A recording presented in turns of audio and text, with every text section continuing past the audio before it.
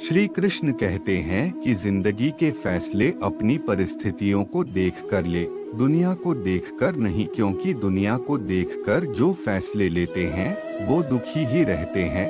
मन एक सुंदर सेवक और खतरनाक स्वामी है। जीवन मनुष्य के कर्म पर चलता है। जैसे कर्म होते हैं वैसे ही उसका जीवन होता है। साथ रहकर कोई छल करे तो उससे बड़ा कोई शत्रु नहीं, और जो हमारे मुंह पर हमारी बुराई बता दे उससे बड़ा कोई मित्र नहीं। जितना ज्यादा हो सके सुनो और जितना हो सके उतना कम बोलो, इसलिए शायद भगवान ने हमें 2 कान और एक ही मुंह दिया है। माफ बार बार कीजिए लेकिन विश्वास सिर्फ एक बार कीजिए। जिंदगी में कभी भी किसी को इतना महत्व मत दो कि वह तुम्हारे चेहरे से मुस्कान ही छीन ले। अपनी गलती माने बिना आप कभी भी बेहतर इंसान नहीं बन पाओगे। देना शुरू कर दो, आना खुद ही शुरू हो जाएगा। इज्जत भी और दौलत भी। अपनी गलती माने बिना आप कभी भी बेहतर इंसान नहीं बन पाओगे।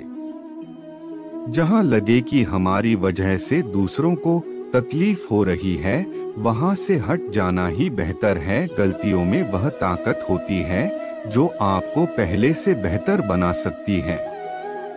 छल कपट और पाप उतना ही करना जितना आप भुगत सको, क्योंकि कुदरत किसी को नहीं छोड़ती। सबका हिसाब जमीन पर ही होता है। कौवा कोयल की आवाज को दबा सकता है मगर खुद की आवाज मधुर नहीं कर सकता। उसी तरह निंदा करने वाले व्यक्ति सज्जन को बदनाम कर सकते हैं मगर खुद को सज्जन नहीं बना सकते। आप जब तक अपनी कठिनाइयों और समस्याओं का जिम्मेदार दूसरों को मानते रहोगे तब तक कभी भी आप अपनी समस्या और कठिनाइयों को नहीं मिटा सकते। बेइज्जती का जवाब इतनी इज्जत से दीजिए कि सामने वाला भी शर्मिंदा हो जाए। जिंदगी जीने के 2 तरीके हैं। एक तो जो पसंद है उसे हासिल करो और दूसरा जो हासिल है उसे तुम पसंद करना सीख लो। याद रखना, अपमान का बदला लड़ाई करके नहीं, सामने वाले से अधिक सफल होकर लिया जा सकता है।